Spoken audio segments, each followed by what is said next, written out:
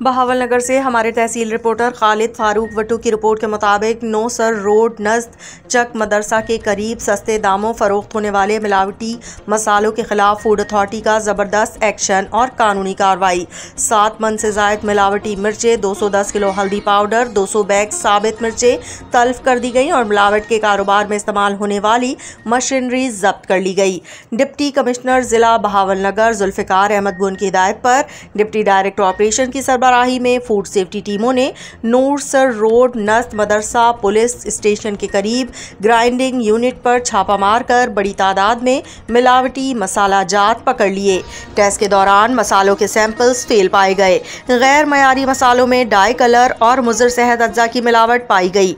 DG Punjab food authority Asim Javed का कहना था कि खुराक की फरोख्त में धोखाधड़ी करने वाले माशरे का नासूर हैं।